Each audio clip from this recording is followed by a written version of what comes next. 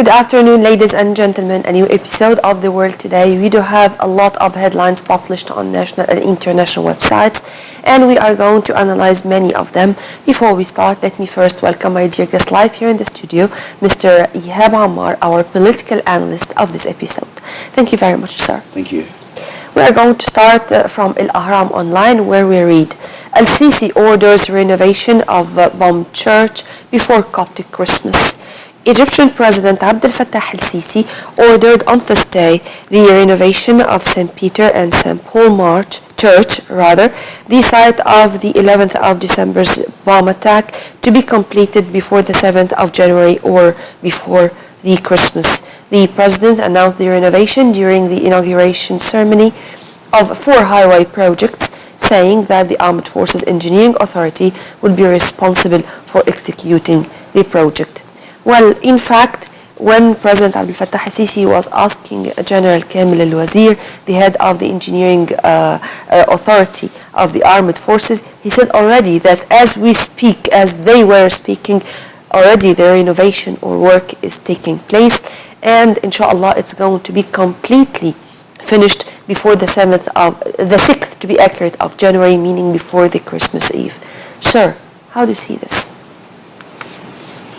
First, I would like to talk about what happened with the church, the bombing itself, which hurted us all, Egyptians. Sure. As who was dead there were Egyptians, no matter if they were Christians or Muslims, but we are all Egyptians. We are all Copts, to be accurate. Yeah, that's true too. Yes. Very true. Now, about the president and General Kamel al-Wazir. Yeah. Well, I don't know if he's still a general or he became a magician. I mean, he is doing magic, and this man, I really respect him in person, and yeah, that was expected from the president. Mm-hmm. He is the president of all Egyptians, and he cares about all us. Mm-hmm. So I think yes, that was normal. That was expected. That normal and expected. Yes. And also it was discovered then that there was another miracle, another show of mercy from God, that the ceiling of the church itself was not cement, it was not concrete, it was made of wood. So if it was made of concrete, the catastrophe would be bigger and the casualties would be more. So thank God by any means, and of course our deepest condolences to all Egyptians for the victims, which the death toll unfortunately is rising, and it reached 26 today, and a speedy recovery for all the injured. To the Egypt Independent, where we read, Egypt's FM discusses ways to resolve Libyan conflict with UN envoy. Egypt's Foreign Minister Sameh Shoukry discussed on Thursday ways to support Libya in solving its political crisis with head of the UN support mission in Libya, Martin Kobler, following an official conference on the situation in Cairo this week. Egypt, again and again, shouldering the responsibility of being the big sis when it comes to the Arab world. And here it's our western gate, it's Libya. Sir, how do you see our diplomatic efforts in general and regarding Libya in specific? Our diplomatic efforts is going great. As I was thanking General al-Wazir about all what he's doing, him and who is working with him, of course, all the men who's working with him, I also would like to thank the Foreign Minister, Mr. Sameh Shoukry. Yes. This man is doing a great job, and he is a very qualified representative for a great country such as Egypt. Mm-hmm. About Libya, it is a very, very important and strategic file which comes to the national security of Egypt. Sure. And yes, we have to be in there. This is something out of discussion. We have to be there. And our western gate, and not only the west, is even going down to the south. Mm-hmm. So it is a very important file for us. Libya, I think there's a lot of solutions in there, mm-hmm. and I trust our foreign minister to work on that. I trust too that the president was talking personally about this file many times, and he is having a lot of connections about it. And yes, I hope by the half of the next year, the Libyan situation will be more relaxed. But with the current situation, sir, and with the unfortunate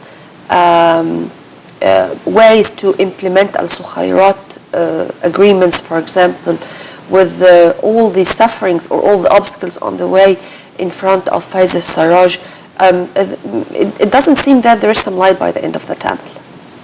Except if the Libyans themselves are united together and are one hand in front of all these obstacles.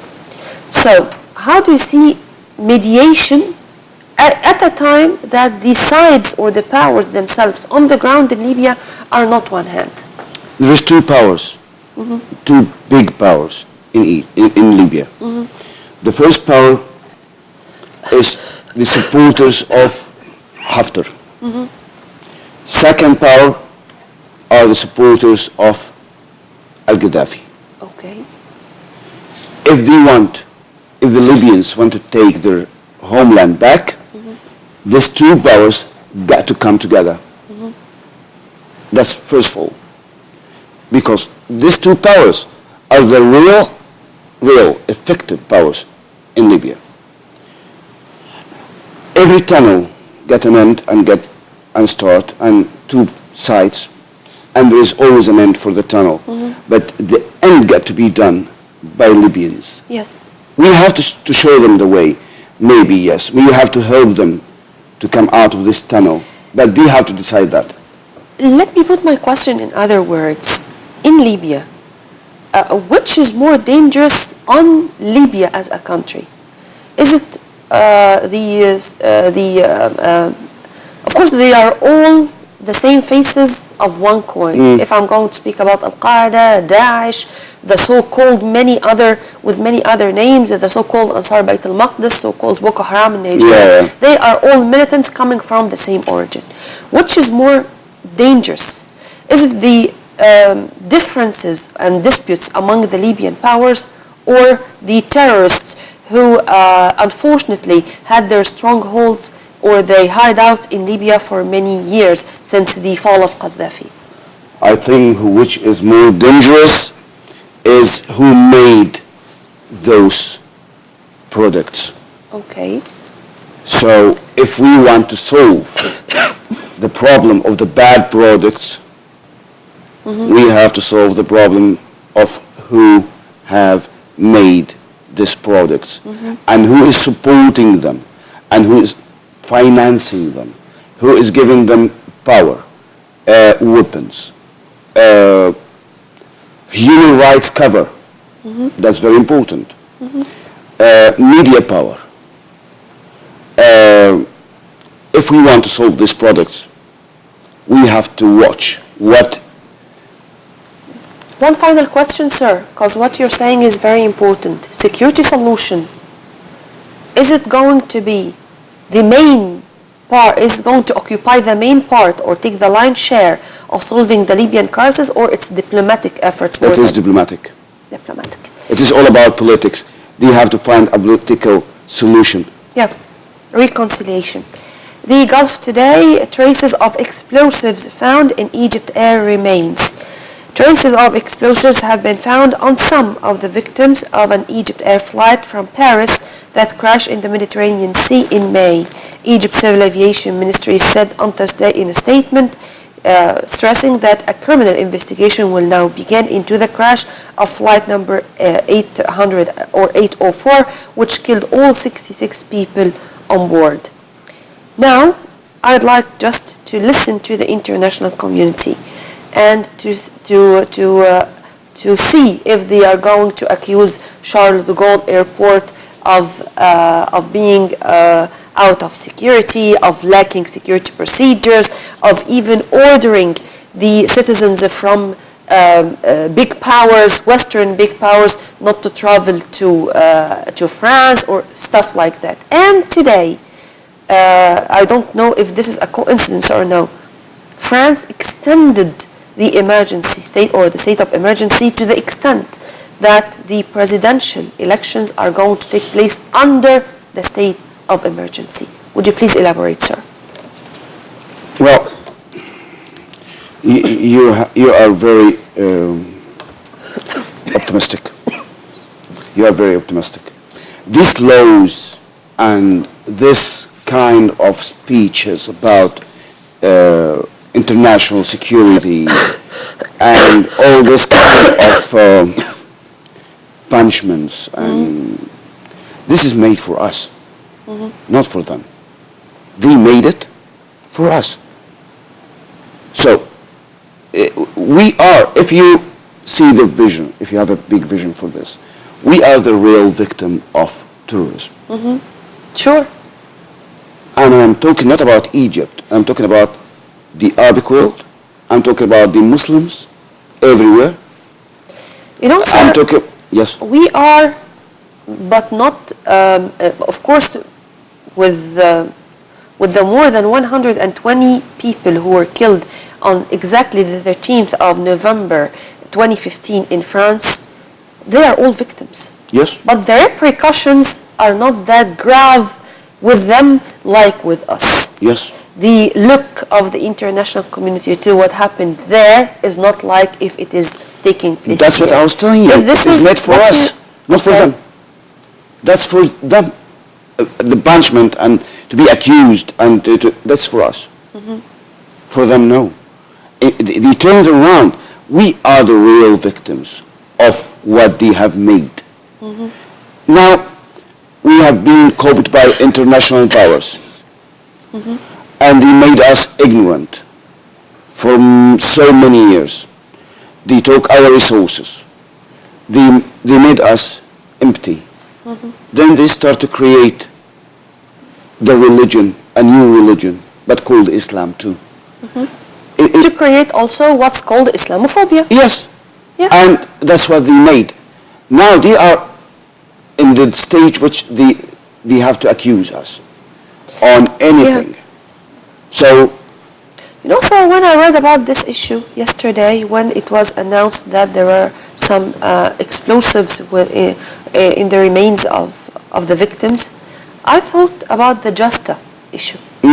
Can we implement something like that? Or it's also something which is completely special to special powers?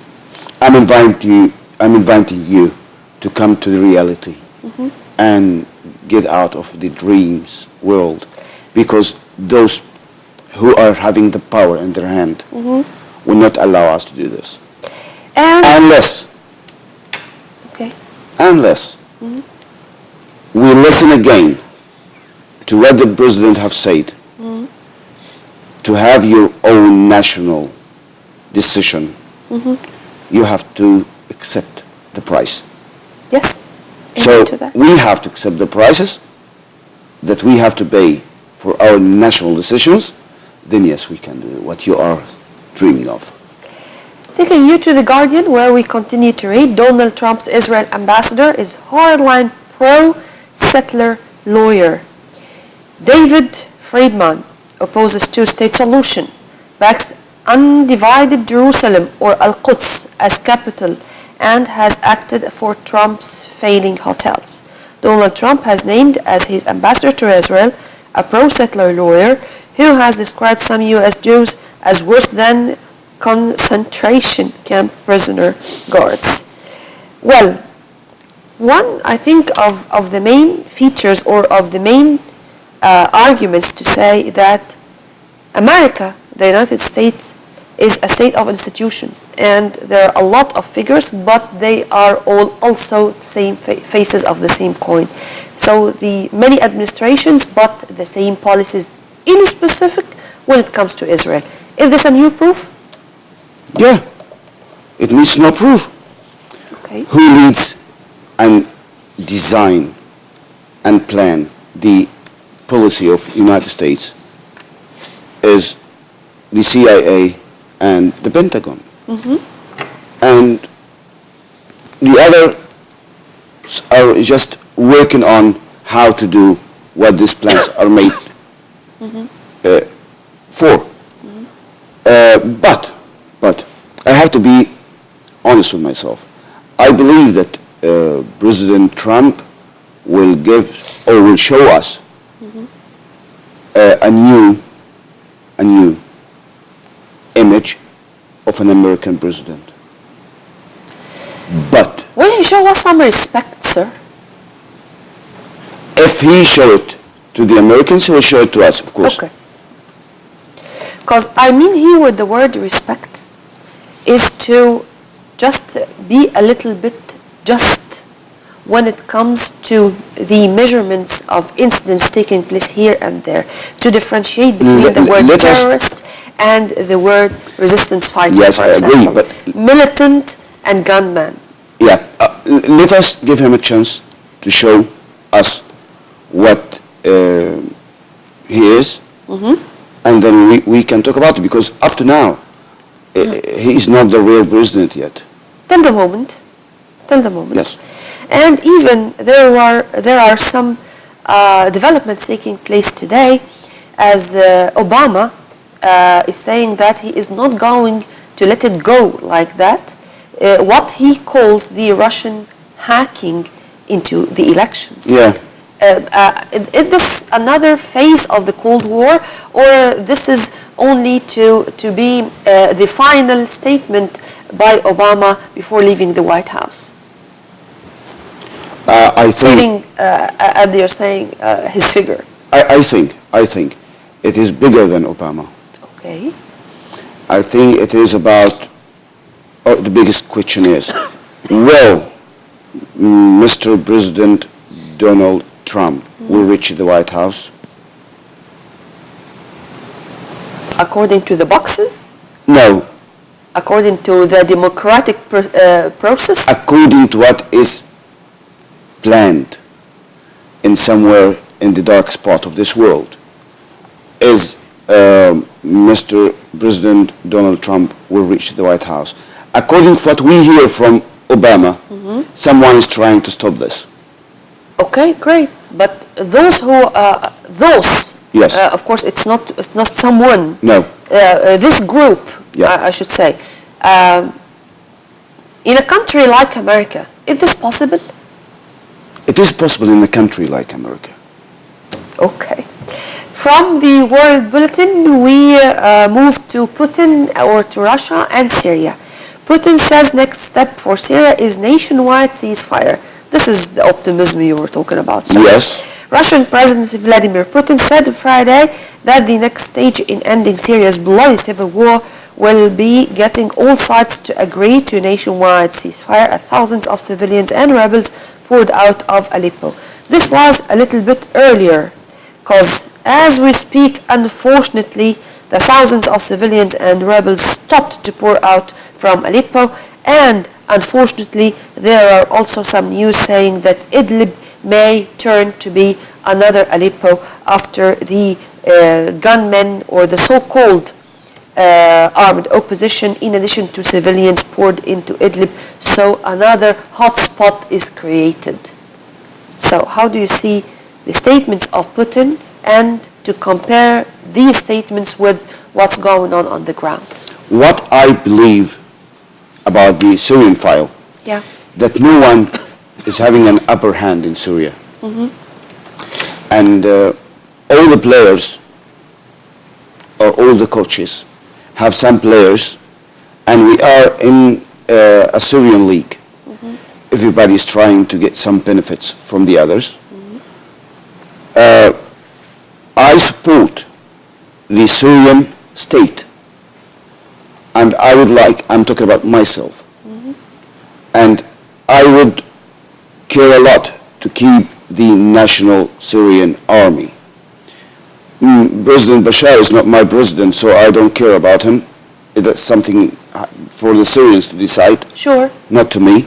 sure. I have my president, but they have their president. So Bashar as a president is not my issue, but my issue is the state and the Syrian army. I cannot believe that there is something called the modern opposition who carries gun and killing people too.